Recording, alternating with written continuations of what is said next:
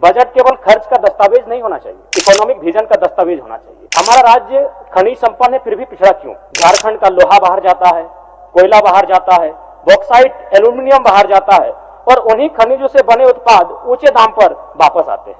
मूल्य संवर्धन बाहर, रोजगार बाहर, राजस्व बाहर, तो फिर समृद्धि कैसी आएगी? खनिज निर्यातक राज्य रहने देंगे या फिर मूल्य संवर्धन और रोजगार सृजन के मामले में अग्रणी राज्य बनाएंगे? यदि 1 टन लौह अयस्क 5-6 हजार में बिकता है तो उसी से बना स्टील 40-50 हजार में बिकता है। कल माननीय वित्त मंत्री द्वारा झारखंड का हुआ दिसम बजट 1,58,560 करोड़ रुपए प्रस्तुत किया गया। निसंदेह बजट का आकार बड़ा है, प्रस्तुति आकर्षक है, किंतु बजट की असली परीक्षा कागज पर नहीं जमीन पर होती है। मान्यवर, आज यदि हम राज्य की आर्थिक स्थिति को देखें तो स्टेट जीडीपी के आधार पर हम देश में लगभग 19वें स्थान पर हैं। निसंदेह पिछले वर्ष की तुलना में बढ़ा है और अगर पर कैपिटा इनकम की बात करें तो हम 32वें स्थान पर हैं। राज्य की ताकत स्टेट जीडीपी से मापी जाती है, लेकिन पर कैपिटा इनकम की स्थिति एक आम व्यक्ति की तरक्की को डिनोट करती है। महोदय, बजट की दिशा क्या होनी चाहिए? बजट केवल खर्च का दस्तावेज नहीं होना चाहिए, यह राज्य की इकोनॉमिक विजन का दस्तावेज होना चाहिए।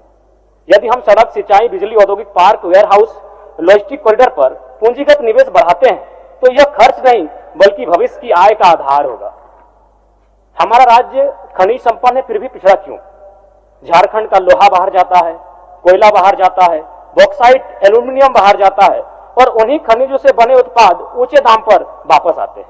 मूल्य संवर्धन बाहर, रोजगार बाहर, राजस्व बाहर, तो फिर समृद्धि कैसी आएगी? हमें चाहिए स्टील के downstream industry, aluminium processing unit, coal gasification project, energy based industry, food processing unit, agri based industry. कृषि को उद्योग से जोड़ना होगा। महोदय, झारखंड की बड़ी आबादी कृषि पर निर्भर है। यदि हम लघु सिंचाई योजनाएं, ड्रिप इरिगेशन, मिलेट मिशन, फल और सब्जी processing, cold storage, food processing park स्थापित करते हैं तो किसानों की आय अस्थायी रूप से बढ़ेगी। कृषि को बाजार से और बाजार को उद्योग से जोड़ना होगा। माननीय अध्यक्ष महोदय, पर कैपिटा इनकम अपने आप नहीं बढ़ता है, यह तब बढ़ता है जब राज्य का स्टेट जीडीपी बढ़ता है और यह तभी संभव है जब उद्योग का विस्तार हो, कृषि उत्पादकता बढ़े, सेवा क्षेत्र विकसित हो और युवाओं को रोजगार मिले। आज झारखंड के सामने मूल प्रश्न यह है अध्यक्ष महोदय कि क्या हम झारखंड को एक खनिज निर्यातक राज्य रहने देंगे या फिर मूल्य संवर्धन और रोजगार सृजन के मामले में अग्रणी राज्य बनाएंगे? संसाधन हमारे और मुनाफा बाहर। चाहे हमारे राज्य के जितने भी खनिज संपदाएं हैं, कोयला हो, लोहा हो, बॉक्साइट हो, तांबा हो, एल्यूमिनियम हो, यूरेनियम हो, माइका हो, जैसे बहुमूल्य खनिज, लेकिन दुर्भाग्य है कि कच्चा माल यहां से जाता है और प्रोसेसिंग बाहर होता है। मुनाफा भी इसीलिए बाहर बनता है। हम जमीन देते हैं, हम स्थापन झेलते हैं, हम पर्यावरणीय बोझ उठाते हैं, लेकिन उच्च मूल्य वाला उत्पादन और बड़ा रोजगार दूसरे राज्यों को मिलता है। महोदय, मूल्य संवर्धन क्यों आवश्यक है? यदि 1 टन लौह अयस्क 5-6 हजार में बिकता है तो उसी से बना स्टील 40-50 हजार में बिकता है और जब स्टील से मशीन बनती है, रेल बनती है, ऑटो पार्ट्स बनते हैं तो हर चरण में नई आय, नया टैक्स और नया रोजगार बनता है। अगर कोयले की बात करें तो कोयला सीधे खदानों से निकलता है और उसका दाम सीमित होता है, लेकिन जैसे उसी कोयले से बिजली बनती है, कोल गैसिफिकेशन से गैस बनती है, उर्वरक बनते हैं, केमिकल बनते हैं, उद्योग चलते हैं, तो हर चरण में नई आर्थिक गतिविधि पैदा होती है। तो इसलिए अध्यक्ष महोदय, असली कमाई खनन में नहीं प्रोसेसिंग में है और राज्य सरकार को प्रोसेसिंग के विषय पर ध्यान देना चाहिए।